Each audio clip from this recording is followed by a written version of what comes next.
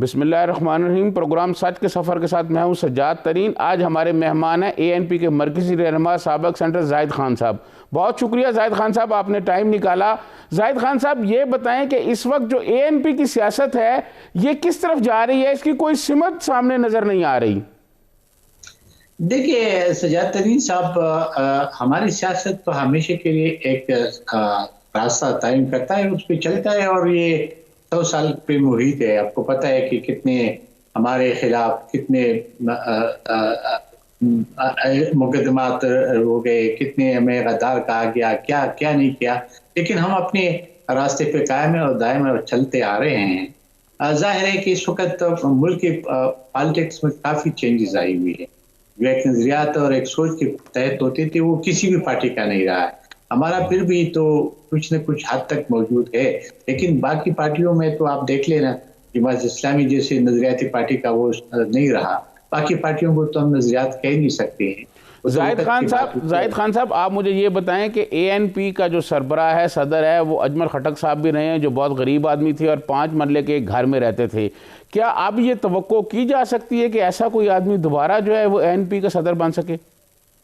دیکھیے یہ اہلیت کی بات ہوتی ہے۔ آپ نے دیکھا نا کہ ہمارے ANP کا تو یہ اعزاز ہے کہ اجمل خٹک جیسے شخصیت کو پارٹی کا سربراہ بنائے، کیونکہ اس کے اندر ایک اہلیت تھی۔ اب اللہ کرے کہ کوئی ایسے اہلیت والا بندہ مل جائے تو کیوں نہیں ہوگا، لیکن اس بندے کے اندر اہلیت ہو اور جو ہمارے پارٹی کے جو ورکر ہے اس کو قبول ہو، تو ظاہر ہے کہ جس طریقے سے اجمل خٹک صاحب نے اپنی زندگی میں 2 مرلے کے گھر میں رہا اور مرتے دم تک اسی کے اندر رہا، تو یہ ہماری پارٹی کا ایک اعزاز ہے۔ اس سے پہلے بادشاہی کو دیکھو، یہ ساری ایسی ہوتی ہیں۔ تو اس وقت صورتحال یہی ہے کہ شاید وہ ہستیاں ابھی نہیں رہے ہیں، مطلب اس طرح شخصیات ابھی نہیں ہے اس وقت۔ اگر آپ دیکھیں پورا پاکستان میں بلکہ دنیا میں دیکھیں، اب وہ گاندھی جی کا یا بادشاہ خان بابا کا یا پھر ولی خان بابا کا جب اس طرح ایک تاریخ تھی، وہ تاریخ ابھی نہیں ہے۔ اس میں اس طرح شخصیات ابھی پتہ نہیں دنیا میں اگلے میں آئے گی کہ نہیں آئیں گی، لیکن وہ ایک لیکن زاہد خان صاحب اب تو ANP کے بارے میں یہ بھی کہتے ہیں، خود ANP کے لوگ بند کرنوں میں یہ کہتے ہیں کہ پیسے دے کے آپ عہدے خرید لیں، تو اجمل خٹک جیسے لوگ کیسے پیدا کریں گے آپ؟ دیکھیے اس میں میرے جیسے بھی بندہ بیٹھا ہوا ہے نا، انفارمیشن سیکھتی 22 سال سے بیٹھا ہوا، میں ولی خان بابا کے ساتھ بھی، آپ کو یاد ہوگا اب سجاد ترین صاحب آپ تو بہت سینئر صحافی ہے، جب میرے پنڈی میں جب سیاست زیادہ عروج پہ تھی اور جب ANP بنی تھی تو ولی خان بابا جب میرے گھر آتا تو آپ لوگ آ کے انٹرویو کرتے تھے، میں اس کے ساتھ بھی تقریباً کوئی 6 مہینے انفارمیشن سیکھ رہا۔ میں نے تو اس سے سیکھا ہے، میں تو وہی نظریاتی ایک ورکر ہوں اور ابھی تک اس پہ نظریات پہ قائم ہوں، چاہے کچھ بھی ہو، لیکن ہم اپنی نظریات پہ تو ہم اپنی قائم رہتے ہیں۔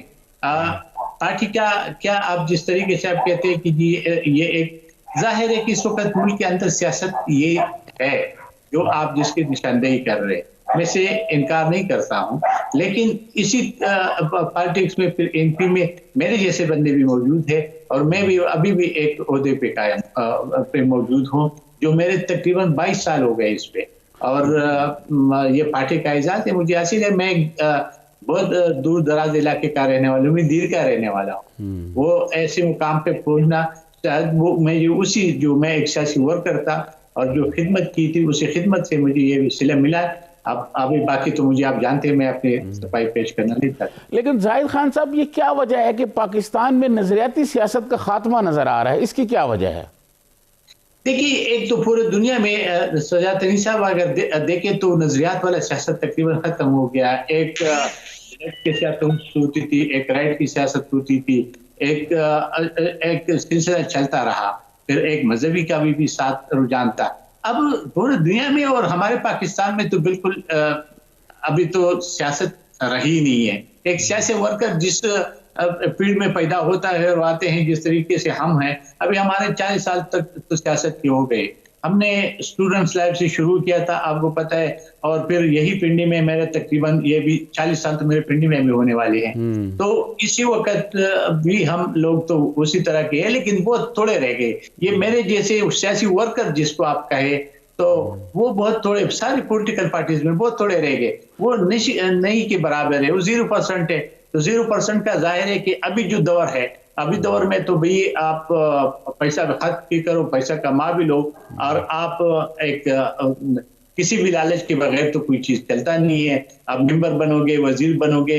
اس کے علاوہ ہمارے تو جب ہم نے سیاست سیکھی تھی، جب ہم سیاست میں تھے، جو ہمارے کابرین تھے، باچا خان بابا، ولی خان بابا، اور پھر اس کے بعد اسفندیار خان بھی، ہمیں یہ نہیں تھا کہ یہ سیٹ جیتیں گے یا سیٹ ہاریں گے.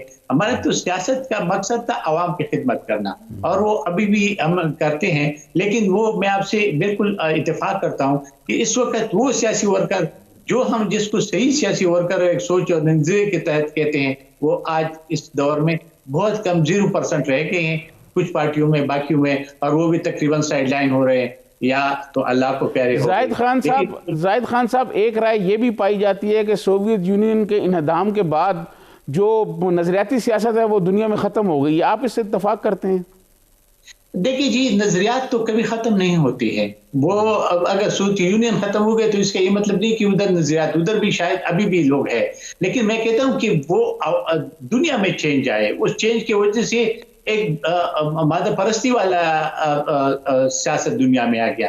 اب وہ جو ایک سوچ و فکر کے تحت سیاست ہوتی تھی، چاہے وہ جسے بھی ہے، مطلب یہ نہیں ہے کہ ہم تو کئی روس کی اس کو فالو کرتے تھے، لیکن چونکہ نظریات اس کے قریب ملتے تھے. جو سوچ ہمارے تھا یا ہمارے کابرین کا تھا، ہم جو چاہتے تھے وہ روس کے اس جو سوشلزم تھا یا کمیونزم تھا اس کی طرف نزدیک تھا، کیونکہ عوام کی خدمت کرنا تھا برابری کی بنیاد پہ. یعنی ہماری پالیسی تھی مظلوم قوموں کی اور مظلوم عوام کی خدمت کرنا اور اس کو برابری کی بنیاد پہ لانا تھا.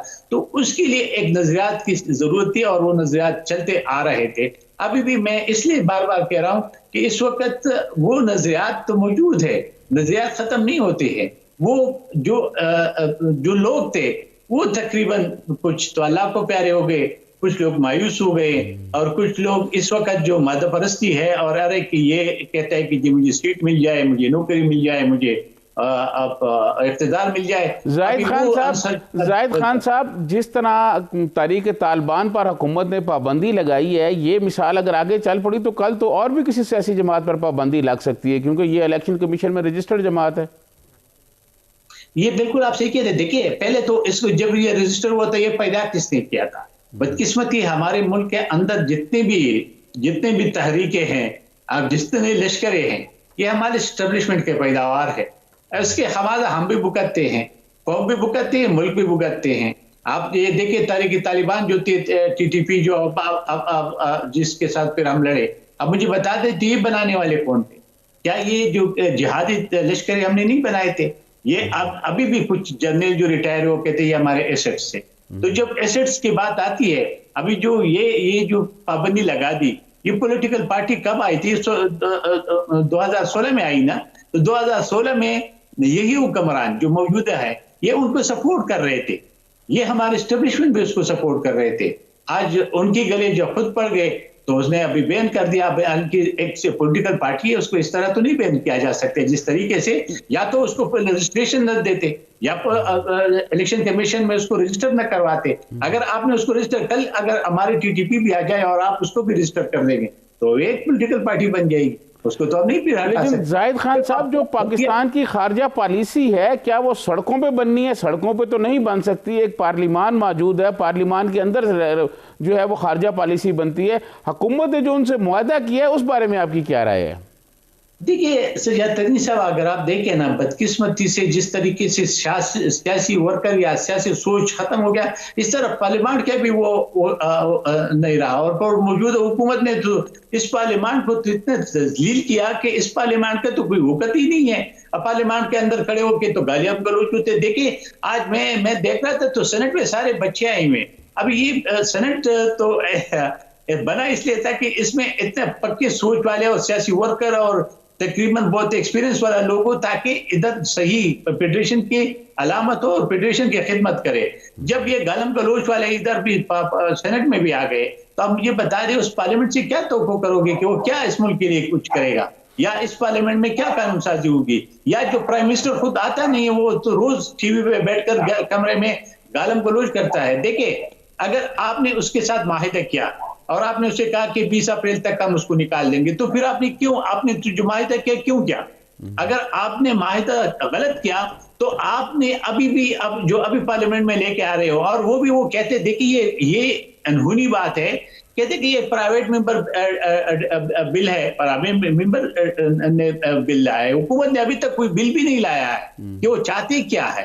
تو حکومت کہتے ہیں کہ ہم تو غیر جانبدار ہے. تو پھر جب ایسی صورتحال ہو ملک کا کہ جو سسٹم ہے آپ کے کولیپس ہو, سسٹم تو آپ کا کولیپس ہے اس وقت, تو آپ کا کوئی نہ پارلیمنٹ چل رہا ہے نہ آپ کی حکومت چل رہی ہے, نہ کسی کو پتہ ہے کہ کرنا کیا چاہتے ہیں. یہ ایک وزیر ایک بیان دیتا ہے, دوسرا وزیر دوسرا بیان دیتے ہیں. یہی شیخ رشید تھا, آپ نے دیکھا ہوگا یہ مسخرہ, یہ 4 نمبر گیٹ والا, یہ 4 نمبر گیٹ والا کہتا تھا کہ جلاؤ گراؤ مارو مراؤ آگ لگا دو. تو آج وہ اس کے اور اسی کے لیے کھانے بیچتے تھے جو فیض آباد چوک میں دوسری حکومت کے خلاف بیٹھے تھے, آج اس کے اوپر پابندی لگا رہے. اب یہ مجھے بتا دے, میں آپ سے سوال کرتا ہوں, جو پولیس والے بیچارے مر گئے, جو زخمی ہو گئے, جو ہپاج ہو گئے, جو عوام میں سے جو ٹی ٹی پی کے جو ورکر مر گئے, یا اس کے ذمہ دار کون ہوگا؟ دیکھیں یہ بہت بڑی جرم ہے, اور یہ جرم یہ شیخ رشید اور پرائم منسٹر یہ دونوں پہ ہوتے. ایف آئی آر ان کے خلاف ہونا چاہیے, کیونکہ جب ان کو یہ علم نہیں تھا کہ جو ہم ایکشن کریں گے یا جو ہم نے معاہدے کیے تھے اس معاہدوں کے تحت کیا ہوگا اس ملک کے ساتھ. اور یہ جو 1 ہفتہ 10 دن جو لوگ یا غمال بنے تھے, لوگوں کے املاک کو نقصان پہنچا, گاڑی جلا دی گئی ہیں, بلڈنگیں جلا دی گئی, تو اس کی ذمہ دار کون ہے؟ حکومت ہے نا جی. ابھی یہی چیز پوچھے نا کہ بھئی آپ نے جب ایگریمنٹ کر رہے تھے اس وقت آپ ساری پولیٹیکل دیکھیں, آپ کو پتہ ہے ایف ای ایس کا واقعہ ہوا, اور اس میں تو پھر ساری پولیٹیکل پارٹیز اکٹھی اور ایک نیشنل ایکشن پلان بنا, جس پہ آج تک عمل نہیں ہوا. اگر اس پہ عمل ہوتا تو شاید اس تنظیم کو رجسٹریشن بھی نہ ملتے, یا اگر اس پہ عمل ہوتا تو آج بھی آپ دہشت گردی کا شکار ہے, آج بھی آپ کے اوپر وہ ایف اے ٹی ایف کا تلوار لٹک رہی ہے, اور آپ خاموش تماشائی, اور آپ ایسے کہہ رہے ہیں کہ جی ہم فرانس کے سفیر کو نکالتے ہیں. تو یہ تو ایگزیکٹو کا کام ہے, خارجی پالیسی تو بنانا حکومت کا کام ہوتا ہے, یہ پارلیمنٹ کا نہیں ہوتا. پارلیمنٹ زاہد خان صاحب یہاں وقت ہوا ہے ایک بریک کا, بریک سے واپس آئیں گے تو مزید گفتگو جاری رکھیں گے. ناظرین یہاں وقت ہوا ہے کمرشل بریک کا, بریک سے واپس آئیں گے تو پھر گفتگو جاری رکھیں گے.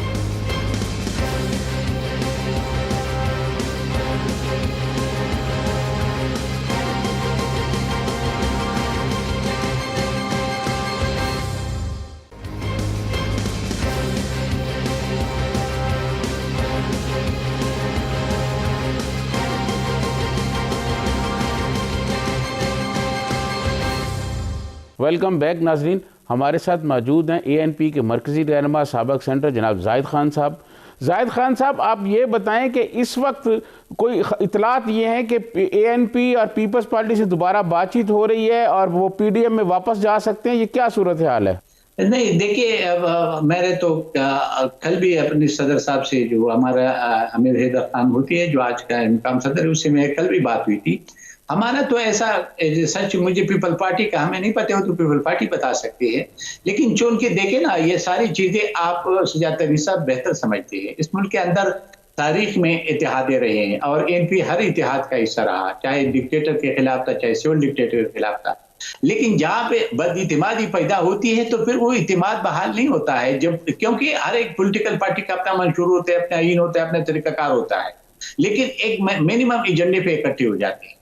اب بدقسمتی سے یہ غلطی ان سے ہو گئی ہے کہ اس نے شوکاس نوٹس دے دیا, وہ نوٹس شوکاس نے دے دیا, وہ یہ کہتے ہیں کہ ہم نے تو سوال پوچھے تھے, لیکن یہ ایسا نہیں ہوتا ہے. ایسی ہمیشہ کے لیے اختلافات ہوتے ہیں پالیسیز پہ, مختلف رائے ہوتے ہیں, لیکن جب سربراہان کی اجلاس بلائی جاتی تو یہ مسائل حل ہوتے ہیں. ہم نے پہلے دن بھی ان کو کہا تھا کہ دیکھیں آپ یہ چیزیں تو ہوئی ہے جو آپ لوگ کہتے ہیں, یعنی مطلب اس میں کوئی دو رائے نہیں ہے, ہم نے جھوٹ نہیں بولا, ہم نے کہا ہاں ہم نے یہ کیا ہے, لیکن اس کا طریقہ ہم نے یہی کہا کہ یہ آپ بلا لیں, سربراہان اجلاس بلا لیں اور اس میں ساری باتیں رکھ لیں گے, ہم بھی آپ کو جواب دیں گے, آپ بھی دیں گے, اور پیپل پارٹی کا بھی اپنا مرضی ہے وہ کیا جواب دے سکتے ہیں. لیکن وہ نہیں مانا گیا, اور ہمیں وہ کیا جس سے آپ کو پتہ ہے ہمارے پیپل پارٹی تو آج بھی نہیں نکلی ہے پی ڈی ایم سے, لیکن ہم نے تو فیصلہ کیا کہ ہم نکل گئے.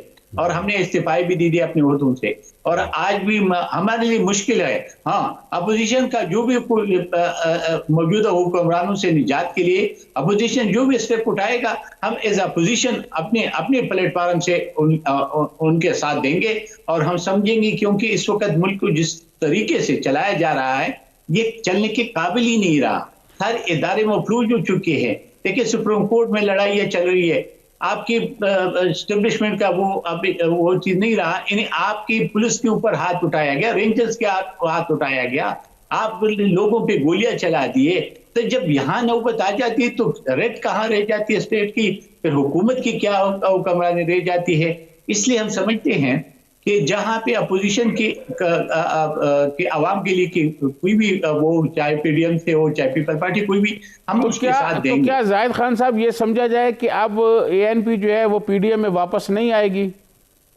بالکل ایسا ہی ہے، کیونکہ اعتماد نہیں رہا نا. جب اعتماد ختم ہو جاتی ہے تو یہ تو کوئی ایسی بچوں والا کھیل تو نہیں ہے. لیکن زاہد خان صاحب اے این پی اور پیپلز پارٹی کو تو اتحادوں کی سیاست کرنے کا بڑا تجربہ ہے. وہ پیپلز پارٹی بہت سارے اتحادوں میں رہی ہے، اے این پی بھی رہی ہے. یہ کیا وجہ ہے؟ مسلم لیگ نون کو تو اتنا تجربہ نہیں تھا، یہ ناکامی کیوں ہوئی ہے؟ یہ ٹوٹ پھوٹ کا شکار کیوں ہو گئے ہیں؟ یہ دیکھیں نا، یہ غلطی ہو گئی ہے تو کچھ تو پیپل پارٹی سے ہوئی تھی. میں سچ جو بات بتاؤں گا، کیونکہ جب اپوزیشن کا لیڈر تھا وہ تو دیا گیا تھا مسلم لیگ نون کو. پھر اس غلطی کے اوپر پھر دوبارہ غلطی کی اس نے. یہ آپ صحیح کہہ رہے. اور ہمیشہ کے لیے دیکھیں جب اتحاد میں اب یہ جو پی ڈی ایم بنا تھا، بہت موقع ایسے آئے ہیں کہ جس میں پی ڈی ایم کا آپس میں ٹکراؤ تھا، لیکن ہم نے این پی نے اپنا ثالثی کا کردار ادا کی، اس کو چلایا. آپ کو یاد ہوگا کہ آخر تک جب اجلاس ہوا سربراہی اجلاس کی، اور مولانا فضل الرحمان صاحب نے پریس کانفرنس میں صرف اتنی باتیں کر کے وہ جا رہا تھا، تو آپ کو یاد ہوگا کہ وہاں پہ پیپل پارٹی سے کہا گیا کہ آپ جب ہم لانگ مارچ کریں گے تو استعفے دیں گے. پیپل پارٹی نے انکار کیا، لیکن ہم تو پی ڈی ایم کے ساتھ رہے.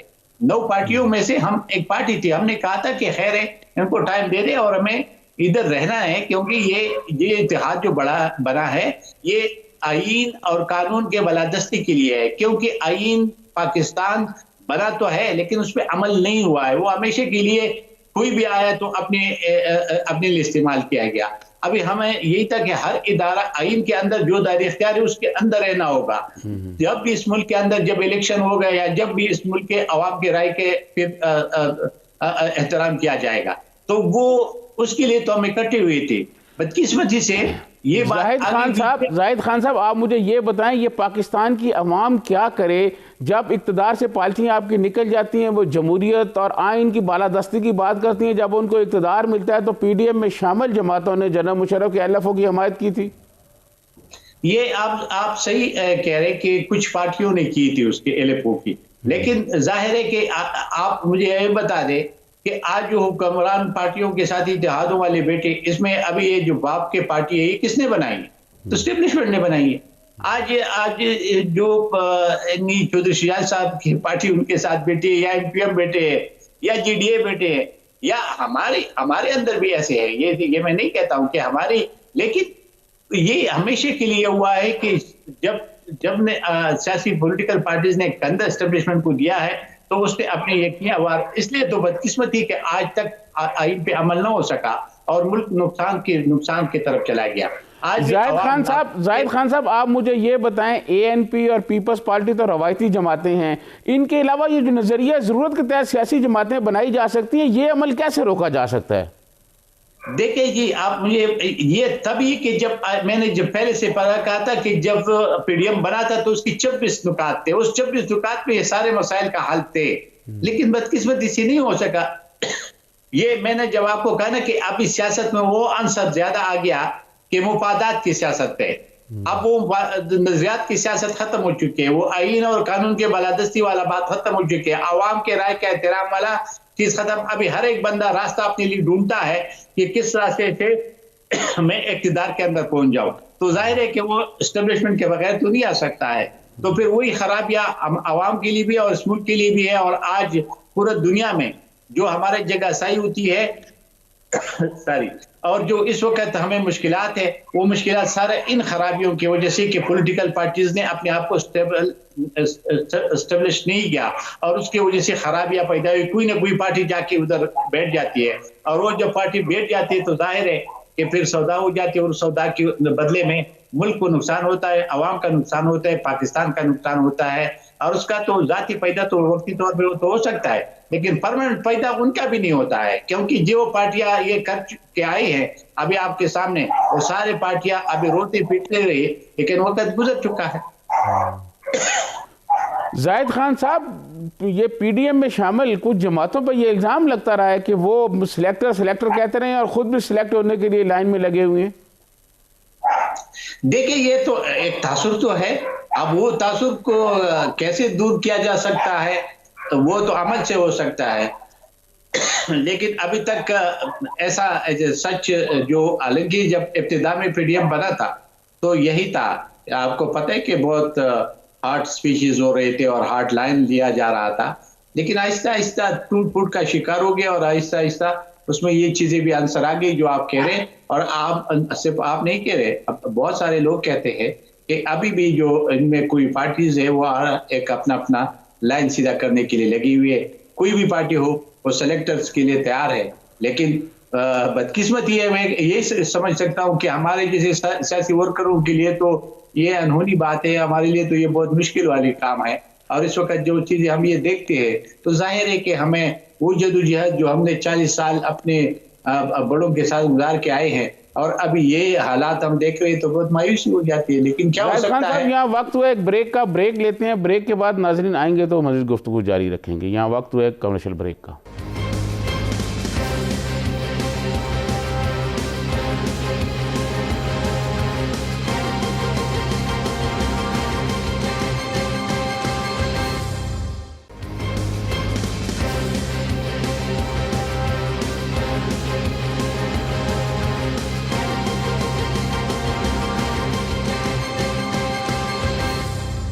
ویلکم بیک ناظرین, ہمارے ساتھ موجود ہیں اے این پی کے مرکزی رہنما سابق سینٹر جناب زاہد خان صاحب. زاہد خان صاحب, یہ بتائیں کہ حکومت ایک طرف سے انڈیا سے تجارت کرنے کا پلان کرتی ہے, دنیا بھر میں اس کی خبریں چھپ جاتی ہیں, اگلے دن کیبنٹ میٹنگ ہوتی ہے اور پرائم منسٹر اس میں ریجیکٹ کر دیتے ہیں. یہ کیا صورتحال بن رہی ہے؟ دیکھیے یہ اس پرائم منسٹر کے تو اپنا نرالا پسو کمرانی ہے. خود دیکھیں یہ تو تجارت کا خود منسٹر بھی ہے. جب اس نے یہ دے دیا, منظوری دے دی, تو تب جا کے وہ دوسرے بیچارے نے وہ سب کچھ بنا کے لے کے آیا.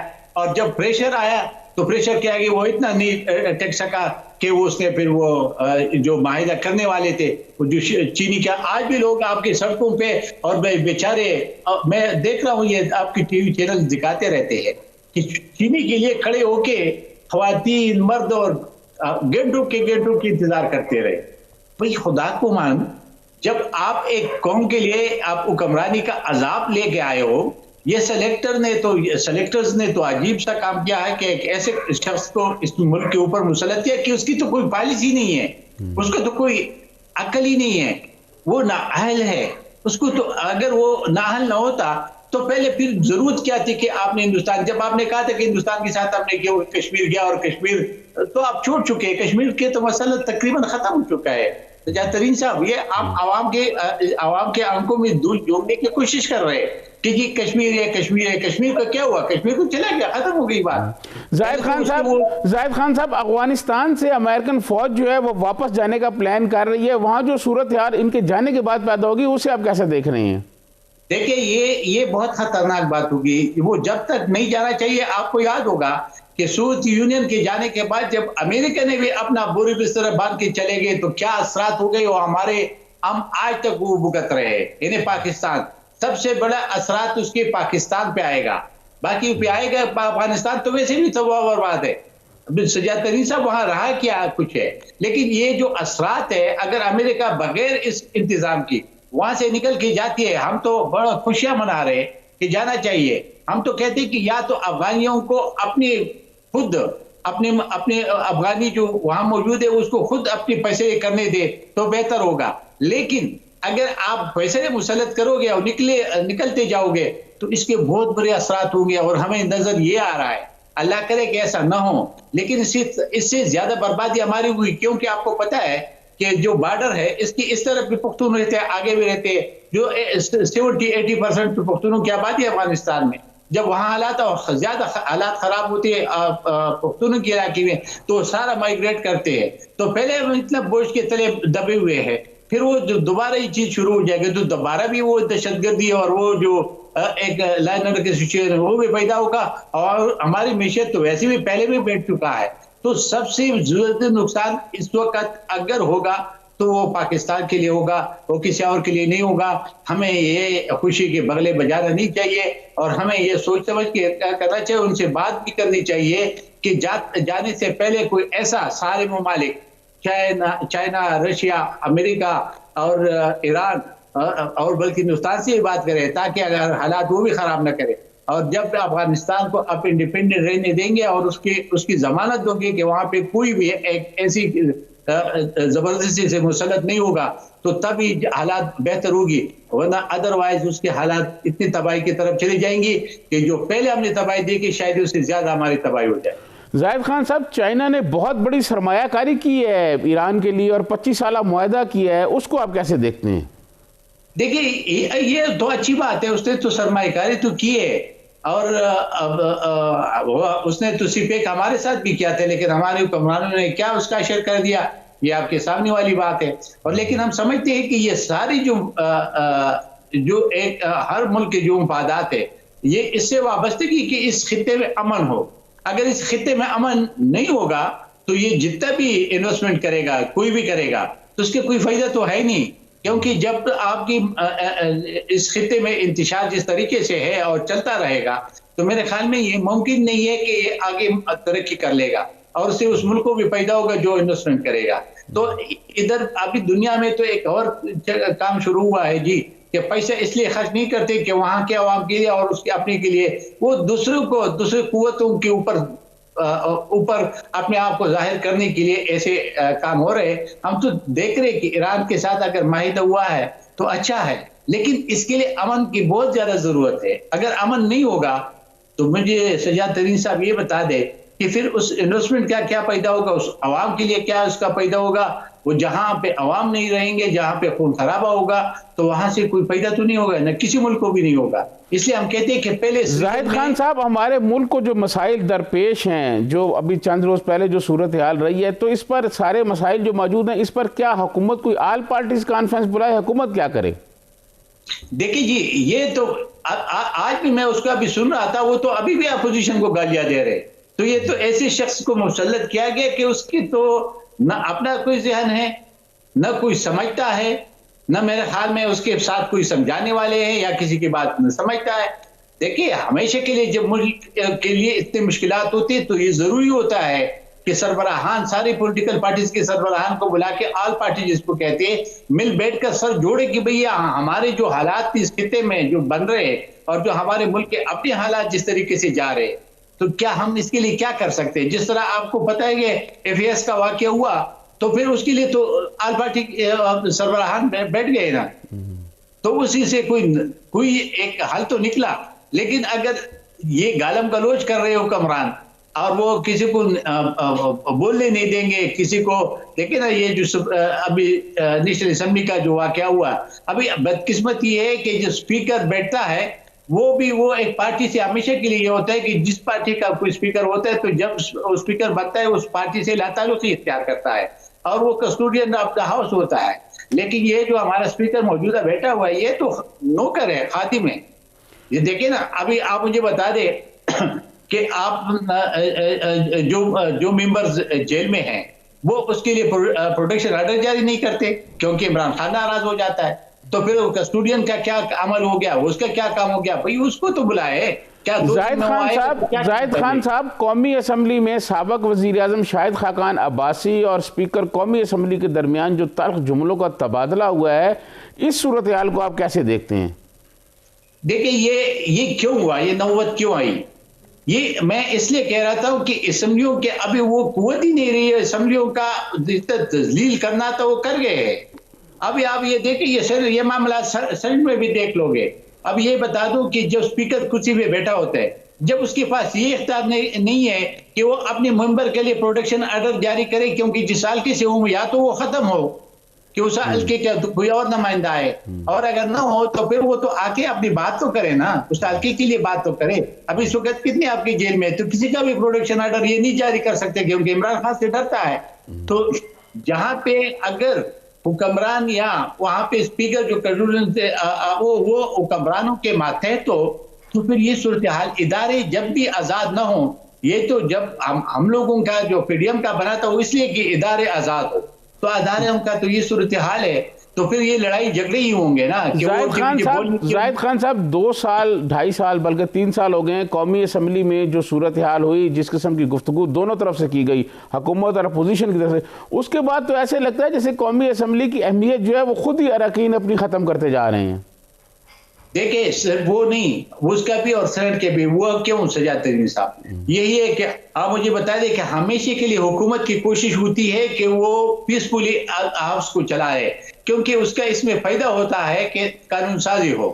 ہمیشہ کے لیے اپوزیشن تو ہڑبازی تو کرتا ہے لیکن حکومت نہیں کرتی. حکومت ہمیشہ کے لیے ایک ایسا راستہ اختیار کرتا ہے تاکہ عوام متفقین سے آگے ہاؤس چلے. اور لیکن مجھے یہ بتا دے کہ یہ جو سلیکٹر جس کو ہم کہتے ہیں، تو شاید وہ یہی سوچتے ہیں کہ مجھے تو جس نے لایا ہے میں اس کے لائے لوں، باقی عوام کا جو جائے باڑ میں اور اسمبلی جائے باڑ میں. تو اسمبلی کا تو وقت ہی ختم. بالکل میں آپ سے متفق ہوں، اس وقت تو اس قومی اسمبلی کا تو نہ ہونا بھی بہتر ہے، کیونکہ یہ مجھے بتا دے کہ یہ اسمبلی جس پہ عوام کے لیے کوئی بات نہیں ہوتی ہے، ایک دوسرے کو گالم گلوچ سے شروع ہوتے ہیں اور گالم گلوچ پہ ختم ہو جاتا ہے، تو پھر اس اسمبلی کا کیا فائدہ؟ یہ اسمبلی تو اس لیے بنتے ہیں، عوام اس لیے اپنے لوگوں کو چن کے بھیجتے ہیں تاکہ ان کے مسائل کے طرف توجہ دے اور ان کے مسائل کے لیے کوئی راستہ ڈھونڈے، راستہ نکالے. تو جب راستے کی بجائے ایک دوسرے کو گالم گلوچ کرے گا تو پھر تو افادیت ختم ہو گئی اسمبلی کی نا. اس وقت افادیت کیا ہے؟ زاہد خان صاحب حکومت کا یہ پوائنٹ آف ویو ہے کہ معاشی حالت ملک کی بہتر ہو رہی تھی، کرونا کی وجہ سے جو ہے وہ کرونا آ گیا جس کو سے معاشی صورتحال خراب ہو گئی، ورنہ معاشی صورت تو بہتر ہو رہی تھی. یار یہ کرونا تو 1 سال سے پہلے جب سے یہ حکومت آئی تھی تو پہلے یہ 90 دن کی بات کر رہی تھی. جب 90 دن میں کچھ نہیں ہوا تو پھر کہتے جی 3 مہینے ہو گئے، جو 3 مہینے ہو گئے تو پھر ابھی تو اس کے تو ابھی 3 سال پورا ہو رہے. تو یہ کرونا تو پہلے سے آئے، تو کرونا تو پورے دنیا میں ہے، لیکن معیشت آپ کا تو ویسے ہی برباد ہو چکا ہے. اور زاہد خان صاحب یہ حکومت کیا کرے جو اپوزیشن کو مطمئن کرے؟ دیکھیں وہ انہوں نے اپنے قریبی ساتھیوں جہانگیر خان ترین اور باقی شوگر مافیاز کے خلاف انہوں نے کارروائیاں کی، آٹا مافیا کے خلاف وہ کارروائیاں ہو رہی ہیں، انہوں نے کر رہے ہیں، وہ پیٹرول والوں کے خلاف ہو رہے ہیں. ابھی اور کیا کرے جو اپوزیشن کو مطمئن کرے؟ سر مجھے یہ بتا دیں کہ جس نے پیٹرول کا کیا تھا اس کو کیا سزا ملی؟ وہ لے کے چلا گیا. اور جس آپ شوکت ترین کی بات کر رہے ہیں، ابھی شوکت ترین تو اس نے اپنے گروپ بنا دیا اور یہ پریشر میں آ گیا، ابھی اسے ملاقات کر رہے، کل یہ بھی دیکھ لینا مسئلہ ختم ہو جائے گا. آٹھا والوں کا تو پوچھا تک نہیں ہے کہ آٹھا والوں کا کیا ہے. اور ابھی جو ارد گرد اور بیٹھی ہے اس کے پاس، اس کے خلاف کیوں ایکشن نہیں لیا جاتا ہے؟ دیکھیں یہ سلیکٹ ایکشن ہے. یہ جو نیب ہے، نیب کا تو کٹ پتلی بنایا ہوا ہے نا. ایف آئی اے تو خیر اس کے انڈر ہی آتے ہیں، تو نیب بھی کٹ پتلی، جو ایک آزاد ادارہ کے لیے آپ سوچے کہ کرپشن اس ملک کے اندر ختم کرے گا، وہ تو کٹ پتلی ہے. وہ تو حکومت جب چاہتی ہے، عمران خان جس کو چاہتے ہیں اس کو اندر کر دو، وہ اس کو اندر کرتا ہے. جس کے خلاف کہتے ہیں کہ میں کل سن رہا تھا کہ کسی میں جی چودھریوں کے خلاف جو ایسٹس والا کیس تھا اس کو داخلی دفتر کر دیا گیا. کیوں؟ کہ بھئی ثابت نہیں ہوا. تو اگر ثابت نہیں ہوا تو اس پہ جو 10 سال کے خرچہ ہوئی ہے اس کا کون ذمہ دار ہے؟ زاہد خان صاحب آپ یہ بتائیں کہ کیا حکومت ایسا حکمت عملی اختیار کرے، کیا پالیسی ایسی بنائی جائے کہ سیاست میں جو کرپشن آ گئی ہے اس کو کیسے روکا جا سکتا ہے؟ دیکھیں اس کا واحد طریقہ یہ کہ یہ مل بیٹھ کے یہ کہے کہ کرپشن ایز اے کرپشن، یہ نہیں ہے کہ وہ انتقام. دیکھیں یہ کرپشن آپ کو پتہ ہے، یہ تو فنون مشرف نے بنایا تھا وہ سیاسی انتقام کے لیے، اور جو لوگ فنون مشرف سے ملتے تھے وہ بالکل دھلے جاتے تھے ڈرائی کلین سے، اور جو ملتے تھے وہ جیلوں میں جاتے تھے. ایک نیبزادے تھے اور ایک نیبزدہ تھے. نیبزدہ مار کھاتے رہے، نیبزادے تو خوشیاں منا رہے. آج بھی وہی صورتحال ہے.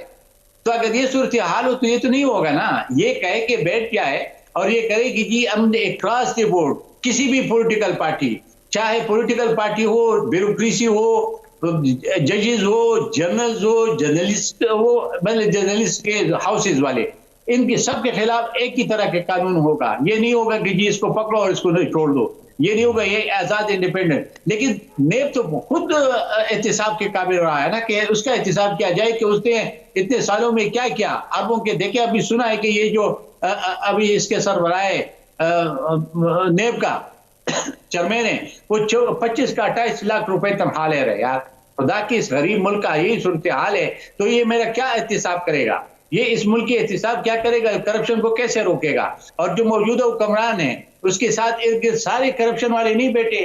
جو یہ کل اس کو کہہ رہا تھا، پرویز الہی کو کہتے کہ یہ ڈاکو ہے، وہ ڈاکو کو آج ساتھ بٹھایا ہوا ہے، وہاں اسپیکر نہیں ہے. تو ایسے تو نہیں ہو جائے گا نا. پھر یہ مل بیٹھ کر سارے اور یہ کہہ دے کہ جی کوئی بھی ہو، کسی بھی پارٹی سے اس کا تعلق ہو، لیکن اگر جس نے کرپشن کیا ہو تو کرپشن کو آپ نے روکنا ہے. ہم نے اس غریب عوام کا جو پیسہ لوٹتا ہے اس کو ہم نے روکنا ہے. ہمارا طریقہ یہ ہوگا کہ کراس دی بورڈ ہوگا، آزاد ادارے ہوں گے، اور وہ وزیر اعظم پہ بھی ہاتھ ڈال لیں. تو ایسا نہ ہو کہ جس طرح یہ عمران خان نے ہمارے صوبے میں ہمارے خلاف ایک یاد ہوگا ایک احتساب کمیشن بنایا تھا، لیکن وہ احتساب کمیشن کا جو جنرل تھا وہ بالکل صحیح بندہ تھا. اس نے جب ان کے اپنے 6 وزیروں کی سمیت وزراء کے جو پرویز خٹک ہے اس کے فائلیں بنا کے لے آئے، اس کو تالا لگا دیا، اس کو نکال دیا، اس کو تالا لگا دیا. 2 ارب روپے اس کے اوپر خرچ ہو گئے اس احتساب کمیشن پہ، اور وہ بند کر دیا گیا. تو اگر ایسے احتساب ہو تو کسی کو کوئی نہیں مانے گا. بہت شکریہ جناب زاہد خان صاحب، آپ کا بہت شکریہ، آپ نے ٹائم دیا. ناظرین، آپ نے ANP کے مرکزی رہنما اور سابق سینیٹر جناب زاہد خان صاحب کی گفتگو سنی. اسی کے ساتھ سجاد ترین کو اجازت دیجیے. اللہ حافظ.